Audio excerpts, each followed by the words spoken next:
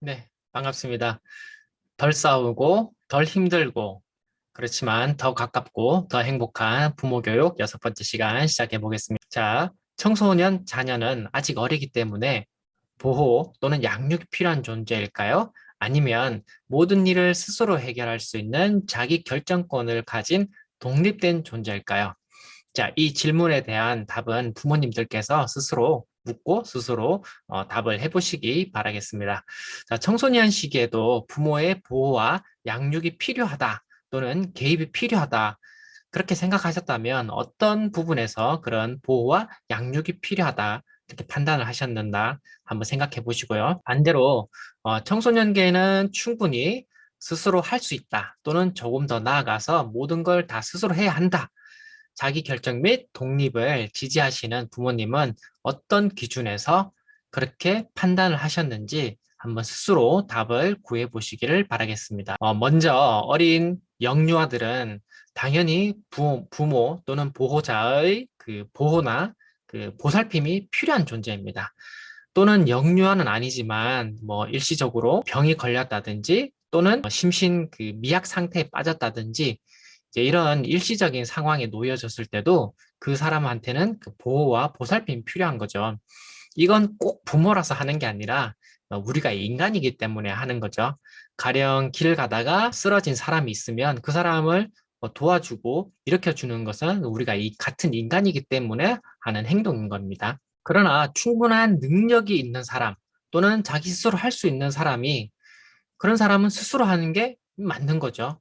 자기의 일은 스스로 하자. 알아서 척척척 스스로 어린이 어린 시절에 배웠던 그 동료 구절인 것 같습니다. 어린 시절부터 스스로 할 수 있는 그 자립 또는 자력 이걸 지속적으로 교육하고 키워주는 것은 사실 부모님 의무와 책임인 거죠. 그래서 오늘은 바로 그 청소년의 그 의존성 그리고 독립성에 대해서 함께 살펴보는 시간 갖도록 하겠습니다. 아이들은 걸음마를 떼기 전에 처음으로 벽을 짚고 일어선다든지 또는 탁자를 짚고 일어선다든지 해서 자기 스스로 일어나는 그 순간이 있는데요. 그 최초의 그 스탠딩 뷰, 서서 이렇게 바라보는 그 스탠딩 뷰를 처음으로 하면 아이들은 그 사실은 새로운 세상을 보는 거예요. 지금까지는 막 이렇게 바닥을 기고 있다가 처음으로 막 서서 이렇게 쫙 이렇게 내려다보는 거죠. 그러면 그때부터 아이들은 스탠딩 뷰를 하면서부터 아이들은 자신의 힘으로 뭔가를 할 수 있다. 이런 의지력 또는 독립심이 사실은 점차 커나가게 되는 겁니다. 그러면 어느 순간이 오면 우리 인간은 완전한 그 독립된 하나의 인격체가 되는 걸까요? 대한민국 독립은 1945년 8월 15일 날 일어났죠. 광복절이라고 합니다. 그럼 내 인생 또는 우리 자녀, 이 독립은 과연 언제일까요? 우리 인간이 의존적인 아이에서 그 성인이 됐다, 독립된 존재가 됐다 하는 것은 그 시대의 사회 또는 문화, 역사 이런 것들을 다 반영을 하고 있습니다.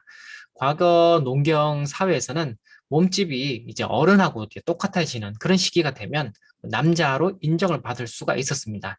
농사를 지을 수 있는 기술, 그리고 또 농사를 지을 수 있는 육체적 힘, 이걸 갖췄기 때문에 이것이 충분하면 어른으로 이제 인정을 받고요. 그러면 뭐 길 가다가 어른들이 막걸리를 준다든지 또는 뭐 연초를 함께 태우자 이렇게 해서 어른으로 인정을 받았던 거죠. 그 영화 아바타를 보신 분들은 주인공 제이크 설리번이 그 나비 부족의 그 일원이 되기 위해서 최종 시험을 참가하는 이 장면을 아마 기억을 하실 겁니다.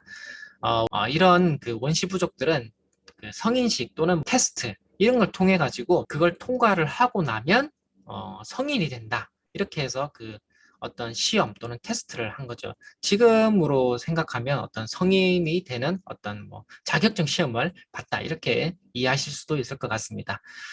또한 그 과거에 우리는 대체로 보면 결혼을 전후로 성인과 아동을 구분하던 그런 그 시기도 있었습니다. 그 조선 말기로 오면서 그 조혼 제도가 이렇게 풍습이 있었는데요. 그 조혼 제도가 있다 보니까 꼬마 신랑이라는 게 있었습니다. 꼬마 신랑. 그래서 이렇게 결혼 전과 후로 아동과 성인을 구분하던 그런 문화 또는 역사가 있었다는 거죠. 지금도 그 나이를 좀 떠나가지고 그 결혼을 하면 그 성인으로 인정해주는 그런 사회적인 문화가 아직도 남아 있습니다. 그런데 그 현대 사회로 넘어오면서부터 이게 교육 기간이 계속 이렇게 길어지고 있잖아요. 교육 기간이 길어지고 그러다 보니까 혼인 연령은 점점 뒤로 이렇게 늦춰지는 거죠. 뉴스를 통해서 또는 그 사회의 어떤 그 여러 가지 주변 소식을 접하면서 다 아실 거라 생각하지만 한 번 더 살펴보겠습니다. 그래프에 보면 그 회색 점선이 있는데요. 이 회색 점선으로 되어 있는 부분이 25세부터 29세의 그 여성 초혼율, 처음 결혼하는 그 그래프인데요. 이것은 계속 이렇게 하얀 곡선을 긋고 있습니다. 그와 반대로 이 빨간색과 그 파란색으로 되어 있는 30대 후반의 그 초혼 연령은 이렇게 증가를 하다가 쭉 지속적으로 이제 일정한 부분 유지하고 있는 모습을 보이고 있는데요. 30세 이후에 그 초혼율이 지속적으로 상승하지 않는 이유는 우리 이제 결혼 안 할 거야. 그냥 아예 혼자 살래 하고 하는 1인 가구가 계속 늘어나고 있기 때문입니다. 결혼을 하더라도 늦게 한다는 뜻이고요. 또는 아예 결혼을 안 하거나 또는 포기하거나 또는 그냥 혼자 살겠다 하는 인구가 계속 늘어난다 하는 이런 그 결과를 통계치로 보여드렸습니다. 지금 우리는 농경 시대가 끝나가고 그 산업 사회를 거쳐서 정보화 시대를 맞이하고 있는데요.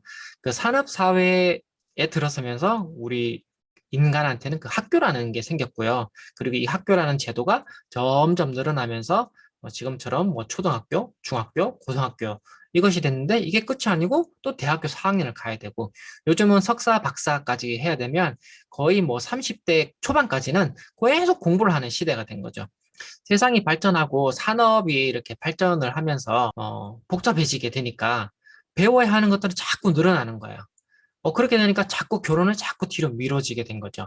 그리고 또 세상은 살기가 점점 좋아지는 하지만 실제로 우리가 느끼는 그 살기는 어렵다. 이렇게 하니까 자꾸 결혼을 포기하게 되고 혼자 하는 사람이 자꾸 늘어나게 되는 거죠. 근데 우리들 마음속에 우리 문화 역사적으로 우리들 마음속에는 결혼을 안 하면 좀 인간으로서 좀 미숙한 거 아니야? 이런 마음이 남아 있기 때문에 결혼을 안 하면 문화적으로 또 집에서 성인으로서 이렇게 인정받지 못하는 그런 부분이 아직도 존재하고 있습니다. 이번에는 그 사회적 기준 말고요. 법적인 기준을 한번 보겠습니다. 보시다시피 그 청소년 기본법 청소년 기본법은 9세부터 24세 미만 이렇게 되어 있고요. 아청법이라고 하는 아동청소년 보호법 또는 소년법에는 19세 미만 이렇게 되어 있고요. 아동복지법에는 18세 미만, 민법에는 만 20세 이렇게 조금씩 법에는 조금씩 들쭉날쭉하지만 대체적으로 저희가 성인이라고 하면 19세가 되는 1월 1일 날이 되면 성인으로서 인정을 해주는 거죠. 그런데 막상 19세가 되면 우리 사회가 성인으로 인정을 해주나요? 법적으로는 그 성인의 지위 이걸 얻었지만 사회 문화적으로는 아직도 약간 미숙한 존재 아니야? 이렇게 생각을 하고 있습니다.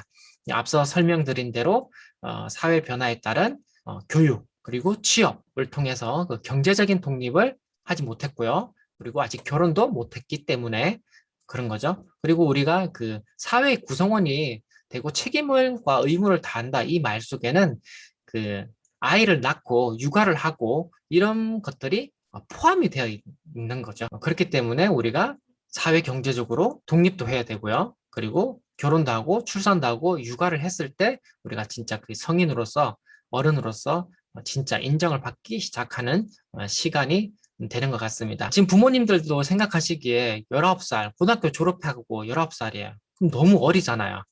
고등학교 졸업하고 뭐 직장을 갔는데 또는 결혼을 한다 이렇게 생각하시면 분명히 걱정부터 되실 겁니다. 그래서 청소년 그 기본법에 보면 9세부터 24세 미만 이렇게 되어 있는데 바로 그 19세 그 어른으로 되었기 때문에 어른이지만 그 어른의 어떤 그 의무와 책임 이런 것들을 좀 유예해주는 기간이 필요하다. 이런 것들을 저희가 법적으로 좀 고려를 하고 있는 거죠. 그래서 24세 미만까지를 사실은 청소년 기본법에서 담고 있는 겁니다. 그래서 그 유예기간 이런 것들을 그 영어로 그 모라토리움 이렇게 이야기를 합니다. 청소년기를 그 다른 말로 이 유예기, 모라토리움 이렇게 이야기를 합니다.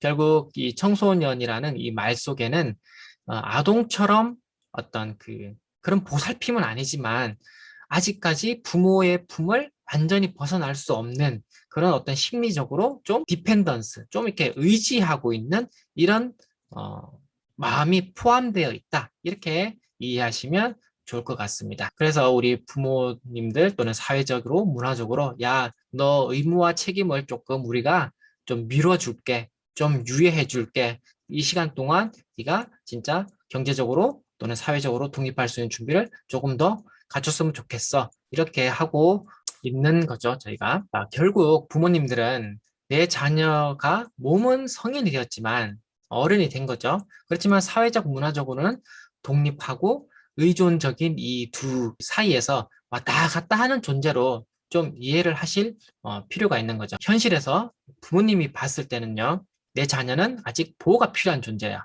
근데 자녀 스스로는 어떻게 생각해요? 나는 이제 독립된 존재라고 이렇게 인식하고 있는 자녀하고 긴 시간을 함께 살아나셔야 되는 거죠. 다른 말로 이게 무슨 말이냐? 나는 청소년은 그래요. 나는 이제 내 맘대로 할 거야. 내가 어른이 됐으니까 뭐 술도 먹고 담배도 피우고 뭐 연애도 자유롭게 할 거야. 내 맘대로 다 할 수 있어. 이렇게 하고 있는데 단지 돈이 없고